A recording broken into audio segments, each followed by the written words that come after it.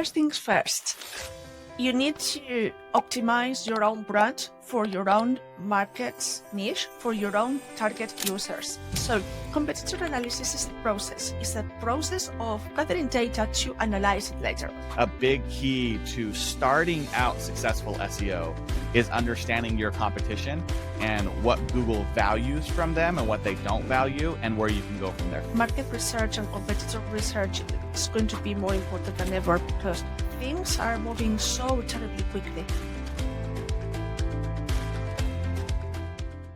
In today's episode, we're joined by Montserrat Cano. Montserrat is a seasoned international digital strategist and trainer managing projects across diverse sectors, both internally and as a consultant. Her focus lies in optimizing global business outcomes through streamlined internal workflows. Alongside her professional engagements, Montserrat speaks at international industry events and mentors fellow SEO and industry professionals. She was recently appointed an ambassador for Google's Women Tech Maker program and is co-authoring 2 books about SEO. Join us today as we talk with Montserrat about competitive analysis and its importance and impact on ranking in SEO. Welcome to the show, Montserrat. Thank you. I'm delighted to be here. Yeah, I'm excited to have you here as well. I know that you have a lot of good things to talk about and a lot of knowledge to bring to the table when it comes to SEO and competitive analysis. And I'm real excited to have this be a part of our SEO series because we've talked about a lot of different topics so far that have been published. I have a lot that are recorded that haven't been published, but I think a big key to starting out successful SEO is understanding your competition and what Google values from them and what they don't value and where you can go from there. So I'm really excited to dive in and learn from you. Before we get to that, the fun part where we dive into the analysis and competition, let's learn a little bit about who you are. So where are you from? Where'd you grow up? What did you want to be when you were little? And how'd you go from there to getting to where you're at in the digital world today? Well, I'm Spanish. I was born and bred in Madrid.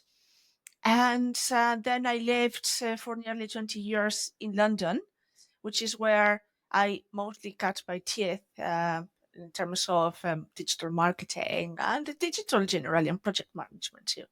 What did I want to be when I was little? I am not sure. I had several ideas when I was little.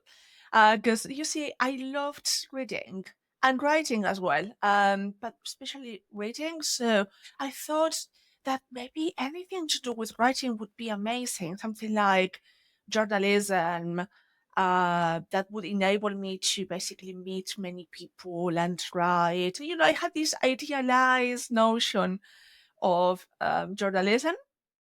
And then I also wanted to be a photographer because, you know, good photographers go with, you know, with good articles too. Another thing was being a teacher because I discovered I wasn't too bad at explaining things, particularly when I actually like them. So yeah, that's all I wanted to be. Did you grow up your whole childhood in Madrid and then later on move to London, or at what point did you move to London? I moved to London when I was an adult after my university degree. I had always wanted to travel a little bit, but yeah, I grew up in Madrid and spent my childhood and my teenager years in there. And now I'm back here again. So you said that you cut your teeth in the digital world in London. What was that like? Did you move to London for a job, or did you move and then find a job and that became sort of your identity from there? Yes, second option, actually. I did study English linguistics and literature at university. And that was partly because I wanted to see the world. And so I thought, okay, if I study English, maybe I can actually move on to other areas of work, apply my knowledge and work in there. But also I could travel the world. I really wanted to see London, you see. I think it's difficult to explain for somebody who is from London or from the UK. But to me, living in London was the biggest thing you could do. And seeing all those exhibitions, art exhibitions, music, particularly the music scene there was something that really was inspiring to actually see because I thought it could encourage me as well. But so then all those people like you to meet, etc., etc. And that's exactly what I did. So apart from the professional aspects of moving to London and everything else, that's exactly what I did. My London years were very enriching. I met so many people from so many different walks of life. I love London. I've been there a handful of times, so I can see the appeal. I know that the couple of times that I went there, I really toured the city quite a bit to really get all of the history, and I love the old architecture. You know, here in America, you know, we don't have a lot of buildings that are older than 100 years old, and in London there are some that are thousands of years old, which I thought was really fascinating to see. I really love the culture. I love the food. So I get what you mean by wanting to go to London for that. It seems like a really good hotspot. So talk me through your first experience in digital marketing. Was it SEO? Was it a different area? And what was that like? How did you get into it and kind of know for yourself, oh, this is what I want to do for the rest of my life? When I was a student, or while I was a student, I became acquainted with different technologies, including Hotmail. Remember Hotmail? I do. I Yeah. Uh thought, huh. what is Hotmail? I mean, what is this new concept? I used to have pen pals when I was a kid, and some of them moved on from letters, physical letters, to emails. So when I finally sent out the first email, some of them came back to me and said, "Wow, you've got an email now." And it's like, well, yeah, over here is not all of the rage. But so I became acquainted with that and the different technologies, all these sending virtual cards, etc., online forums. And I thought, oh, this is very, very interesting. So that carried a different way of thinking, and that stayed with me. So when I moved to London, to be honest, I wasn't sure what I wanted to do with my life in there.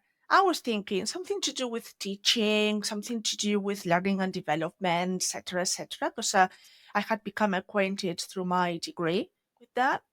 But then I was suddenly offered a position where they needed somebody to do a project management, to manage projects to do with a website. And I was like, perfect. I don't know how I got there. I was offered a job, which was going to be first of all, it was just a part-time job. And then later on, it just made me full-time. And it was going to be temporary. And then they made me full-time permanent in there. It was a government job. And so most of my day job was about, managing the relaunch of their intranet. And so that was really interesting. They said, "Oh, we know you will do a great job," because they had seen me doing other things which are similar and which I could kind of transfer to that type of work. And I thought, well, but I was working with mathematicians, I was working with operational researchers. I have no idea what you do, guys. My mathematical knowledge is minimum as compared to yours, and of course, I have no idea about engineering.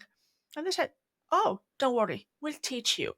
And so they gave me a few books about CSS and HTML, became acquainted with PHP and everything else. And that's how I started doing this, because it was not just about revamping the actual internet, so the intranet, sorry. It was also about getting myself stuck into the code behind it. And I found out, hang on, I'm not an engineer, but this is not as complicated as it looks like. I mean, don't get me wrong. I didn't get absolutely everything like in 1 minute, not anything, but yeah, I mean, I thought this is not that difficult.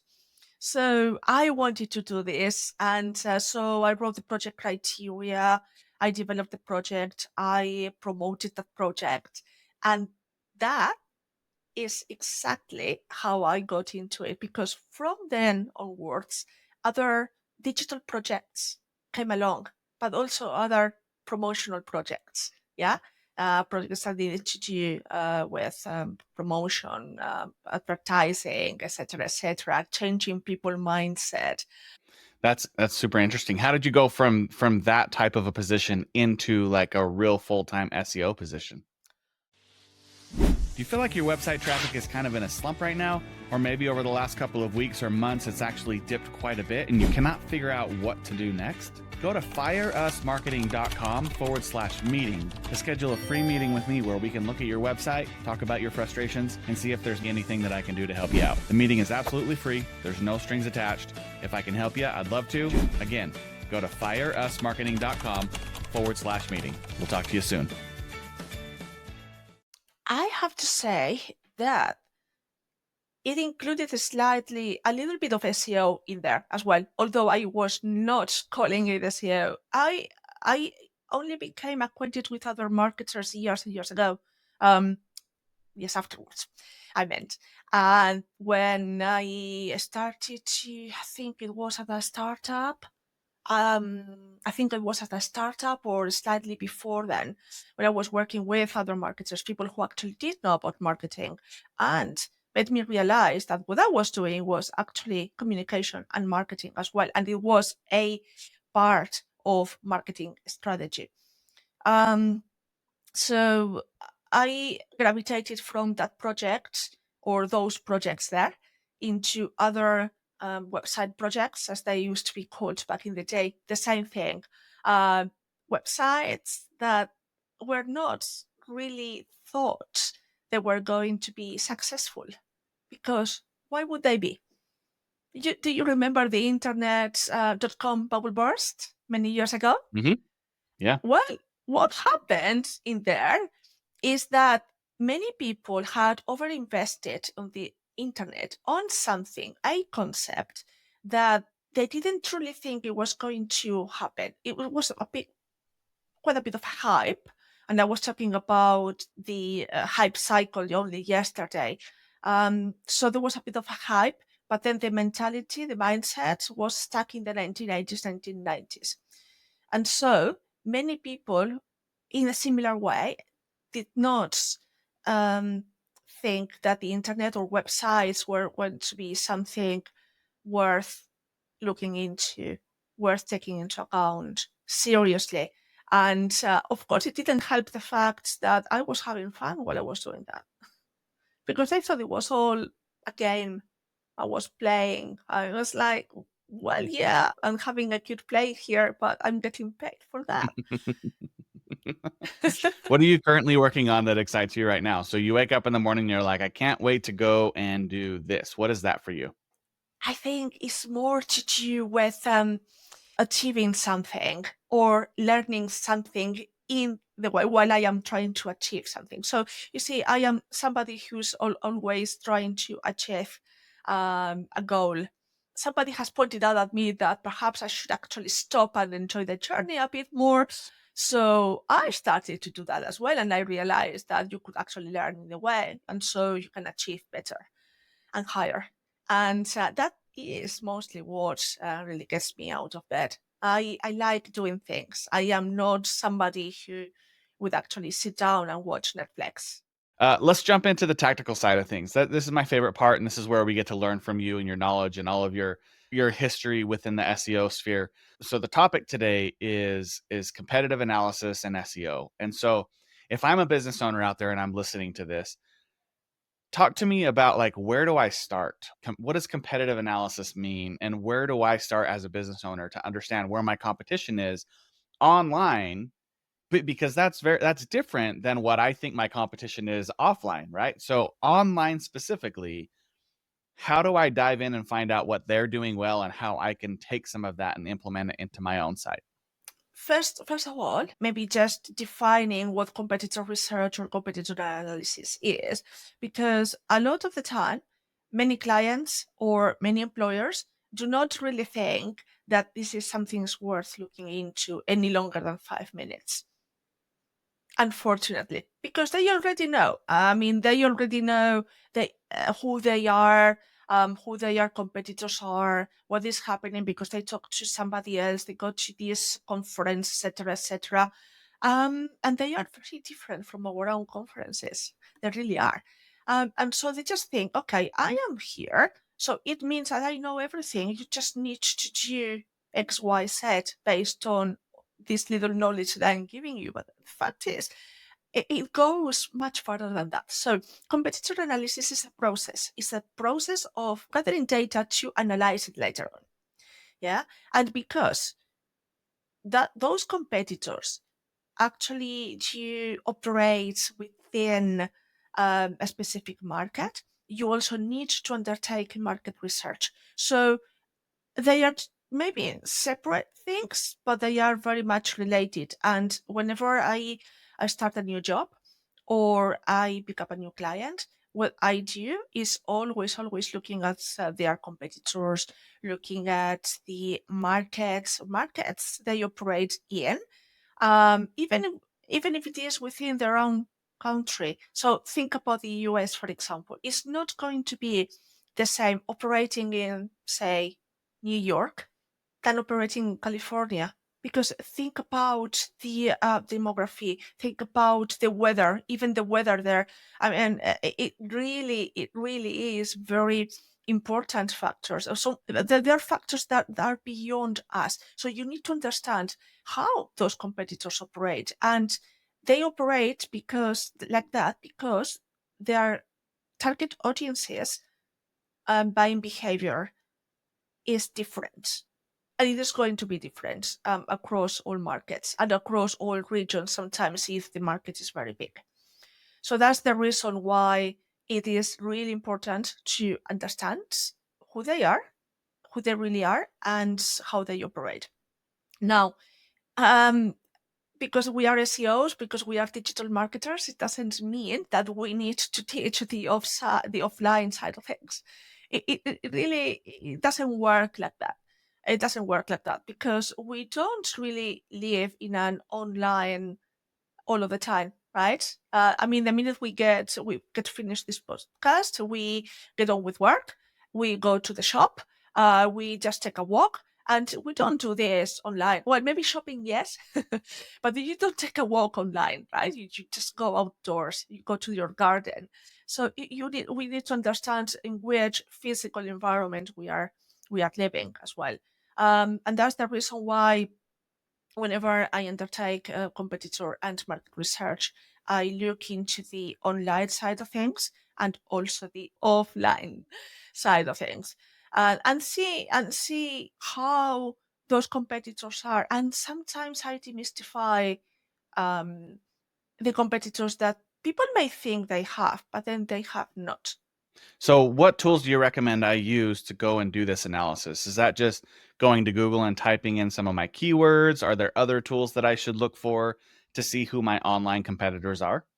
I would recommend doing several things. Once you have already identified market drivers, then you may actually go and see who your competitors are within your target market. And for that, you can very well go to Google or Bing and type your keywords and see who comes up because you need to see who's ranking there. It's as simple as that. And that changes all the time, particularly now with these volatile times. You need to keep an eye on the SERPs.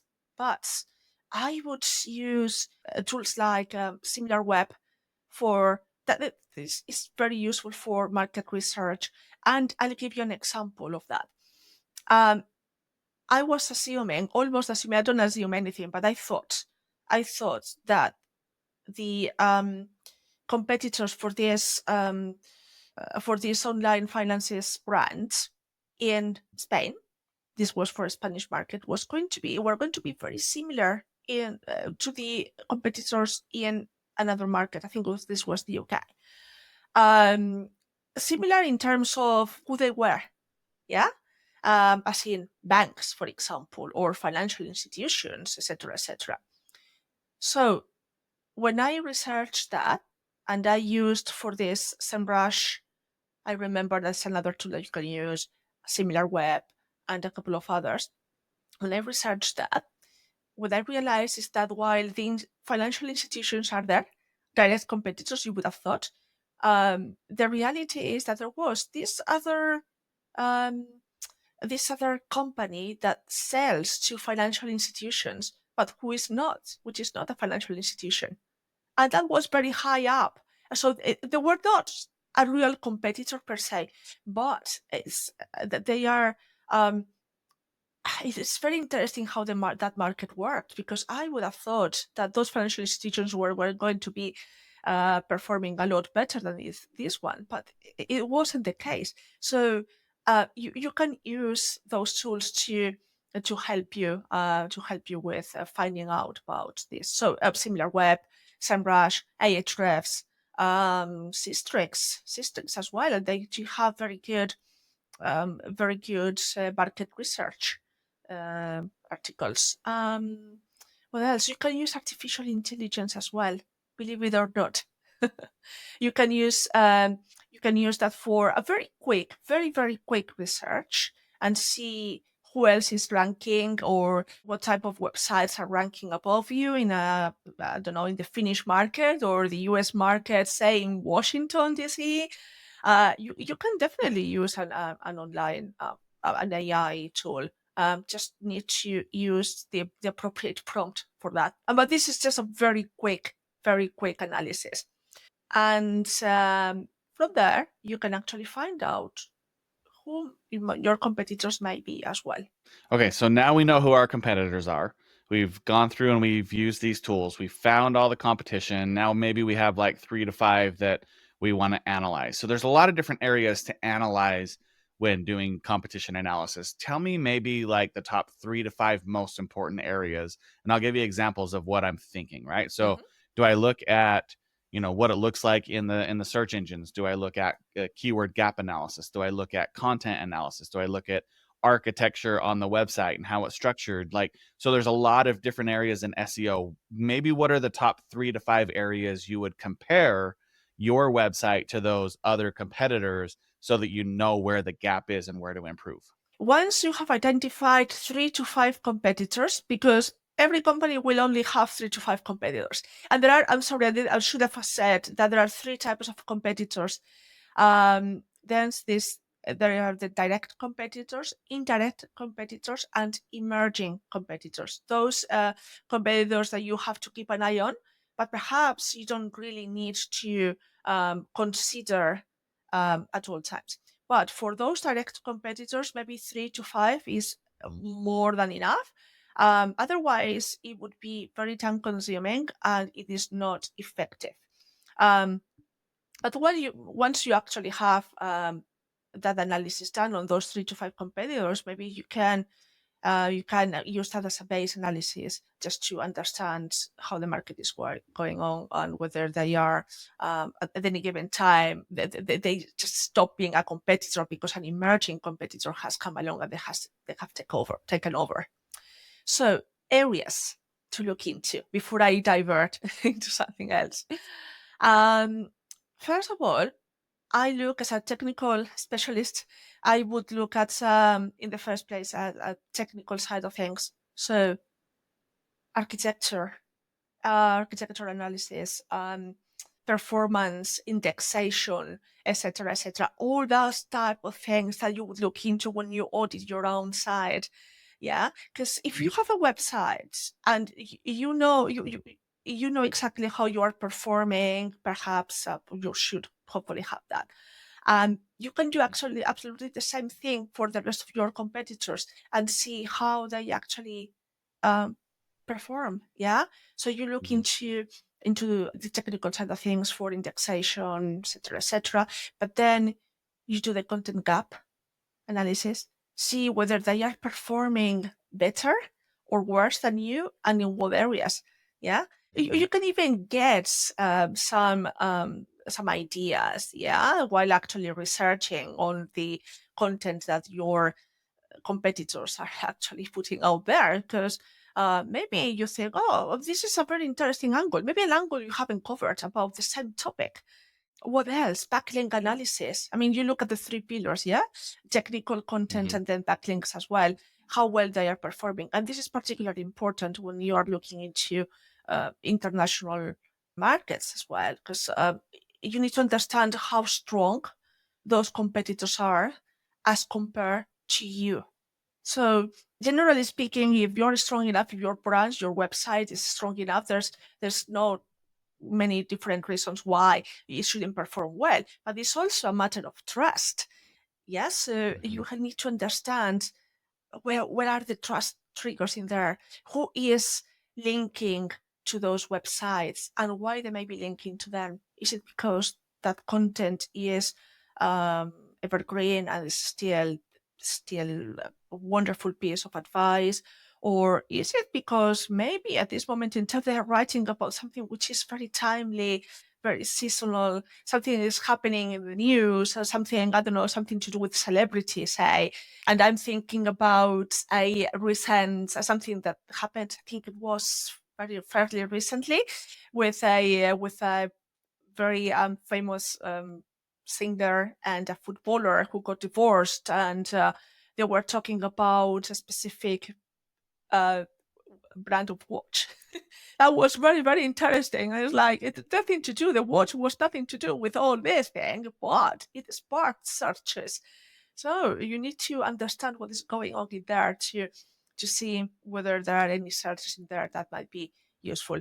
I would look into keywords as well, do keyword analysis to see who is ranking for your targeted keywords, or maybe you should be targeting different type of keywords. It's as simple as that, because markets are very different. Yeah, so yeah, just a matter of trying to understand it. How important is it to compare your mobile experience to their mobile experience? Really important, because mobile indexation, mobile first. In fact, it can be a very good competitive edge if your website is actually doing really well in terms of mobile and your competitors is not. Yeah, so what I do is I put it very visually, right? All the indicators, performance indicators, mobile indicators, I put them side by side and I see, well, this is performing very well, this is not performing very well. You actually end up being very surprised as to why some brands are not really performing that well online. Maybe they just don't care. Maybe they just think, okay, I've got the trust. I'm thinking banking, some financial institutions, etc., etc.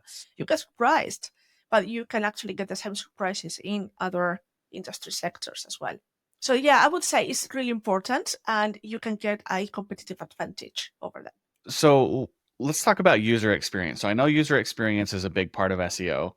And if I'm comparing my user experience to my 3 to 5 competitors, how do I know whether what I have is already good enough versus what they have, and should I switch to something that they have? Like when I say that, I mean like maybe a button in a certain area, or a form in a certain area, or like whatever the call to action is.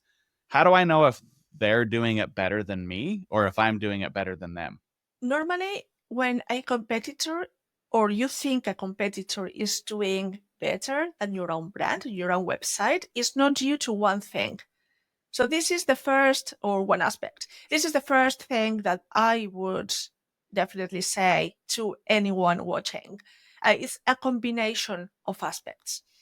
However, when we talk about UX experience, which I would definitely look into, because all this performance rendering, etc., is part of user experience, I would test. Test is the it was one of the best growth tools ever. If you think that a button needs to be changed simply because your competitor has a similar website or similar website design, and you think they are doing better, then what you can do is just to bring in somebody or a group of people, you watch them and leave them just to click around and play with your website, and then you interview them and see what they say about it. Because you might find out that you don't really need to change the button. Yeah. But if you do, just change it. Do a test analysis and see what happens. I would caution this. First of all, you need to devise a hypothesis, a very well-founded hypothesis backed with data. Yeah. And later on, you just deploy the test and then analyze the results, the possible results. It might well be that you were not performing as well as you think you did as compared to your competitors because there was something else going on, something to do, I don't know, something that is breaking the head of the page. That's something that I find very normal, very usually something like, for example, Facebook pixels in there or images. I mean, you change that, you make that simple, so to speak, change, and things work better.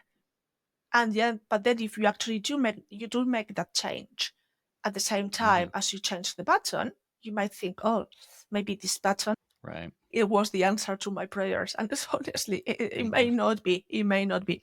But I would say test, test, test. I know it's not always the case that you test in companies because you need to have a TM that is very much versed into hypotheses and testing and Mhm. everything. But simple testing can do wonders for your growth. Yeah, I know there's a lot of tools out there people can use. I know user testing is a tool you can use.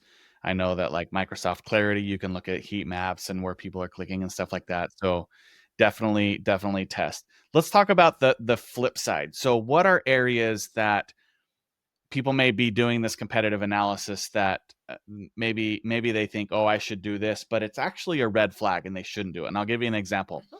Over the last year, a lot of people, or even more, a lot of people do this competitive analysis and they say, oh my gosh, this competitor has put out 10 times as many blogs as me, and he's using AI to write the blogs, and he's ranking better than me. So now we know as SEOs that could be a short term benefit, and later you could get one of the core updates and actually drop, right? And so what are the red flags and things and areas that people need to be aware of before making those changes, like AI content?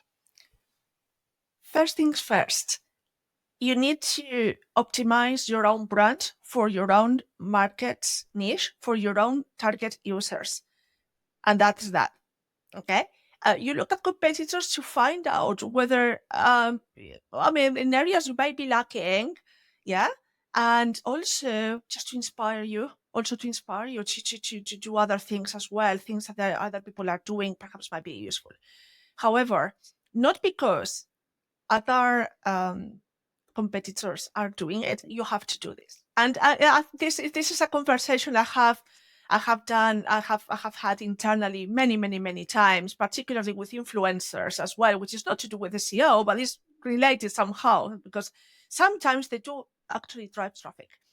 But the thing is, because other people were doing it, we need to do this as well. And in the way, you neglect your main areas, your website, the things, the CRM, the things that you definitely need to think about. So that would be my first warning, really. Because if you actually do this, if you actually pay too much attention to what other people are doing, then you neglect yourself, your own brand, and then you need to deploy. You need to double the effort into making things better, or just to reach the state things were at the very beginning. So that is one thing. In terms of red flags, other competitors might actually be doing red flags, things that would be a red flag. However, they may actually get away with it. Mhm. And it's as simple as that. I I I was working from experience. I was working in mid companies, small to medium enterprises. Uh, we're looking at what competitors were doing. They thought they were competitors, but they were actually much bigger, and their target audiences were not exactly the same thing. But because they were operating, they thought in the same industry, whichever that was, they thought, oh, wow, we need to do this. But it's like, well, yeah, but if they fail, this might be a test. And if they fail, they've got enough money and enough resources, human resources, to, to get away with it. Whereas if you actually do this, uh, you need to think about how you are going to recover. So in terms of AI, this is a very good, really a very, very good example, because first of all, content, you don't need to publish content all the time, just regularly. Hmm. Every brand needs to, amplify that content in different areas, in different channels, social media, offline events, even at your company meetings. I mean, I have done this as well. It's like, well, I don't know about how to do this. Da, da, da, da. Well, there is this piece of advice on our website. So you don't really need to deploy all that content. And also, the content needs to be well written. It needs to be on point with your brand and with your users as well. And AI can be very useful, really, really very useful for a variety of reasons, such as content ideas, maybe to adjust some pieces because that day you are not feeling inspired, and uh, maybe you can use AI for that. But then at the same time, you can't really publish anything that you get on any AI tool, ChatGPT, Copilot, or any of the other tools, Julius, etc., straight from there without supervising it, because at the end of the day, people will notice. People definitely will notice. When I was talking about the hype before, the hype cycle before, the hype cycle is a research methodology that was developed by Jackie Fane at Gardner. So there's a peak of expectations, of inflated expectations. Oh my goodness, this content is great. And my competitors are using it, and they are definitely getting lots of traffic, which we don't really know about. But and then there's a trough um, of disillusionment.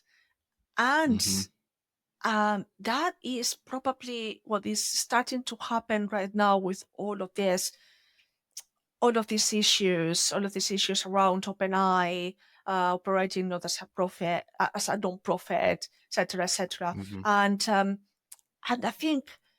I think you need to consider, you need to find the true value of things at all times. The middle way, the middle ground between something which is super useful, something which is not. And so, if you produce lots of content, um, what is going to happen is that people will definitely notice that you haven't written it, because I can promise you they will notice. It really is very easy. I have done this with my university students. To notice when somebody has actually given you a piece of text which they have not written.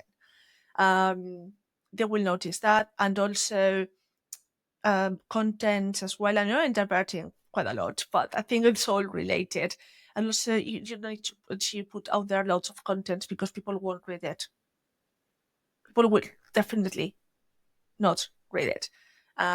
Content strategy, that's what a cute content strategy is coming to the rescue. You know exactly when you need to publish, what you need to publish, for whom, etc., etc. Yeah, especially doing the analysis. You can do that content analysis, which is the second thing you said in the beginning when we were going over that. Do the content analysis, see what's out there, see what's been working, and don't always go after like what is like the most enticing or like the shiniest thing. You need to look at what all your competitors are doing, the full overview, and then decide, does it make sense to do it on your website. I would say, Hmm. sorry, lastly, you don't really know Hmm. how things are going on at your competitor's company because you don't work there. And Yeah. since you don't work there, you can only trust what people tell you at a conference. I mean, I've networked in different sectors, finance, etc., and Hmm. everybody inflates what they do. Absolutely everybody inflates what they do.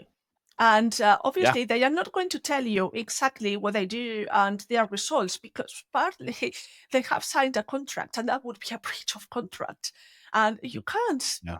you can't really trust what people tell you, or you seem to have read somewhere. I've had these conversations many, many, many, many times, and I've never Hmm. been proved wrong, really. And it's very important that brands take this into account. How often should somebody do a competitive analysis? Once a year, probably. But it also depends. It also depends on their specific circumstances. So once a year, I would say, just like you do a website audit or a brand audit as well, you should. I always recommend once a year. But sometimes brands need to be, I don't know, they're just thinking about taking over another brand. Maybe they are going to be taken over. And so they need to do a competitor analysis. They need to understand their position. So there are specific situations where they need to do a competitor analysis. Yeah, that makes sense. Where do you see the future going in SEO and competitive analysis? Okay, listen up real quick. I promise I'm going to get you right back to the episode. But are you frustrated that your product or service isn't getting the right amount of visibility it deserves online? If so, and you want my help guiding you through the SEO optimization, go to fireusmarketing.com/SEO to get my free SEO guide. It talks about all levels of SEO: local SEO, regional SEO, national SEO, and international SEO. It should give you everything you need to optimize your website at a basic level. If you'd like help beyond that, feel free to hit me up at fireusmarketing.com. I'd be happy to jump on a call and talk through your needs. Now let's get back to this episode. Whilst I haven't got a crystal ball, Mhm. but we can perhaps dream and let our imagination go wild for a while. So Mhm. AI is here and is probably here to stay. So the present and the immediate future is going to be artificial intelligence tools. Mhm. So and that's what we need to, as marketers, we need to understand what AI as a whole concept is, and what the different tools do and their limitations, because this is one of the reasons why we actually reach a trough of disillusionment, because we come across hallucinations. We come across, sometimes those tools just don't give you the answers that you need at that moment in time. And they don't give you answers at all. They just give you leads and then you follow them through. Um, but then it just sometimes just disillusion you. However, they are there. They are here, and they will be there in a few years' time. It's just a matter of keeping an eye on things. And then with that, market research and competitor research is going to be more important than ever, because things are moving so terribly quickly. Think about Google overviews, AI overviews, search generative experience, previously called. That came on so quickly. I mean, we had been warned and everything, but into the US, that was rolled out very quickly, and almost without any previous warning. So we need to understand, as marketers and SEOs, how users are interacting, how they are buying, etc., etc. It is actually quite interesting to see how search engines can actually become your next category page for e-commerce. I don't know whether that is here to stay, but it might well be. And so we need to keep doing it, and trusting the data and testing. I think that is the present and the future. Yep, should be a fun future with AI and everything else, right? There's a Yeah. lot of stuff changing, and in the SEO world, we see that as we do the competitive analysis. We see how often us, as well as our competition, go up and down in the rankings, and how it changes with AI. So it's very fun. Montserrat, I really appreciate you taking the time to jump on the call and to chat with us today. I've learned a lot, and either way. So thank you so much for taking the time and teaching us today. No, thank you so much for having me. It was a pleasure talking to you. Yeah, absolutely. And to everyone else who's listening out there, we'll talk to you guys next week.